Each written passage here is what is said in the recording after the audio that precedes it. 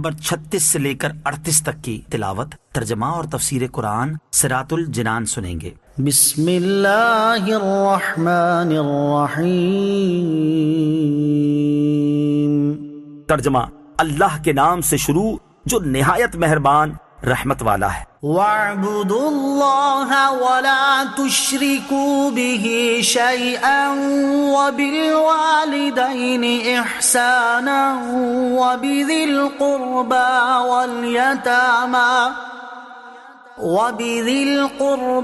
وَالْيَتَامَى وَالْمَسَاكِينِ وَالْجَارِ ذِي الْقُرْبَى وَالْجَارِ الْجُنُبِ وَالصَّاحِبِ بِالْجَنبِ وَابْنِ السَّبِيلِ وَمَا مَلَكَتْ أَيْمَانُكُمْ إِنَّ اللَّهَ لَا يُحِبُّ مَن كَانَ مُخْتَالًا فَخُورًا۔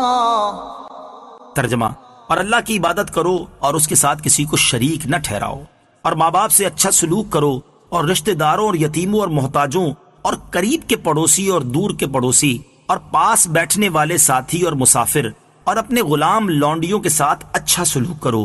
بے شک اللہ ایسے شخص کو پسند نہیں کرتا جو متکبر فخر کرنے والا ہو۔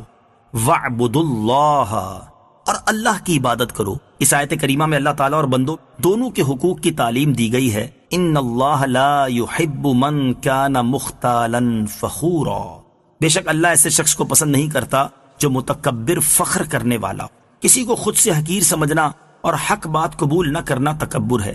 یہ انتہائی مذموم وصف اور کبیرہ گناہ ہے۔ حدیث میں ہے قیامت کے دن متکبرین کو انسانی شکلوں میں چیونٹیوں کی مانند اٹھایا جائے گا، ہر جانب سے ان پر ذلت طاری ہوگی، انہیں جہنم کے بولس نامی قید خانے کی طرف ہانکا جائے گا، اور بہت بڑی آگ انہیں اپنی لپیٹ میں لے کر ان پر غالب آ جائے گی، انہیں طینۃ الخبال یعنی جہنمیوں کی پیپ پلائی جائے گی۔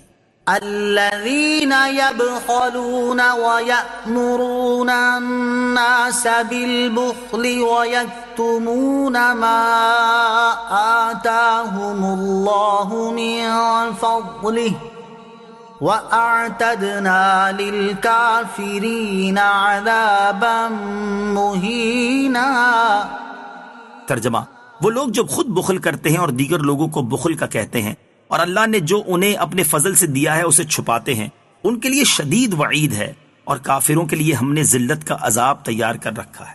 الذین یبخلون، وہ لوگ جو خود بخل کرتے ہیں۔ لغت عرب میں بخل سے مراد یہ ہے کہ اللہ تعالیٰ نے اپنے فضل سے جو مال دیا اس میں سے سائل کو نہ دینا، اور بخل کی شرعی تعریف یہ ہے کہ جو چیز ذمے میں واجب ہو اسے ادا نہ کرنا۔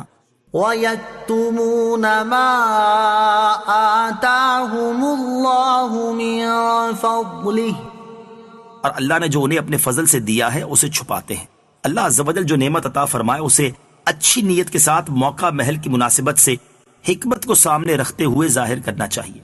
حضرت ابو الاحوص رضی اللہ تعالیٰ عنہ فرماتے ہیں، میرے والد پرا گندہ بال اور ناپسندیدہ حیت میں سرکار علی وقار علیہ الصلوۃ والسلام کی بارگاہ میں حاضر ہوئے تو آپ علیہ الصلوۃ والسلام نے ارشاد فرمایا کہ تیرے پاس مال نہیں؟ عرض کی یا رسول اللہ صلی اللہ علیہ وسلم، مجھے اللہ تعالیٰ نے ہر طرح کا مال عطا فرمایا ہے۔ ارشاد فرمایا، اللہ تعالیٰ بندے کو جب کوئی نعمت عطا فرمائے تو اس کا اثر بندے پر دیکھنا پسند فرماتا ہے۔ مسئلہ، اللہ عز و جل کی نعمت کا اظہار اخلاص کے ساتھ ہو تو یہ بھی شکر ہے، اور اس لیے آدمی کو اپنی حیثیت کے لائق جائز لباسوں میں بہتر پہننا مستحب ہے۔ والذین ينفقون اموالهم رئاء الناس ولا يؤمنون بالله ولا باليوم الآخر ومن يكن الشيطان له قرينا فساء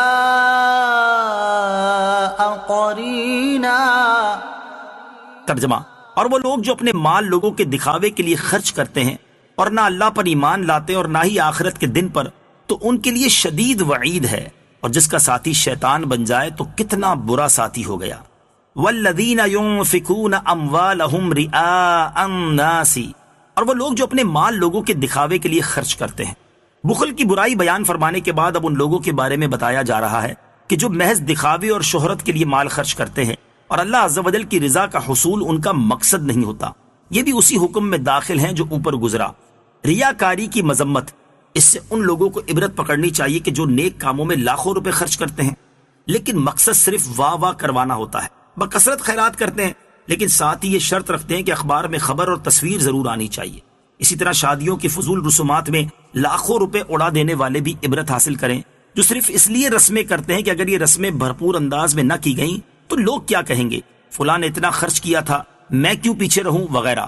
حضرت محمود بن لبید رضی اللہ تعالیٰ عنہ سے روایت ہے، تاجدار رسالت صلی اللہ تعالیٰ علیہ وسلم نے ارشاد فرمایا، مجھے تم پر سب سے زیادہ شرک اصغر یعنی دکھاوے میں مبتلا ہونے کا خوف ہے۔ اللہ تعالیٰ قیامت کے دن کچھ لوگوں کو ان کے حساب کے وقت ارشاد فرمائے گا کہ ان لوگوں کے پاس جاؤ جن کے لیے دنیا میں تم دکھاوا کرتے تھے اور دیکھو کہ کیا تم ان کے پاس کوئی جزا پاتے ہو۔ حضرت عبداللہ بن عباس رضی اللہ تعالی عنہما سے روایت ہے، رسول اکرم صلی اللہ تعالی علیہ وسلم نے ارشاد فرمایا، بے شک جہنم میں ایک وادی ہے جس سے جہنم روزانہ 400 مرتبہ پناہ مانگتی ہے۔ اللہ تعالیٰ نے یہ وادی امت محمدیہ کے ان ریاکاروں کے لیے تیار کی ہے جو قرآن پاک کے حافظ، راہ خدا میں صدقہ کرنے والے، اللہ تعالیٰ کے گھر کے حاجی اور راہ خدا عز و جل میں نکلنے والے ہوں گے، لیکن یہ سارے کام صرف ریاکاری کے لیے کر رہے ہوں گے۔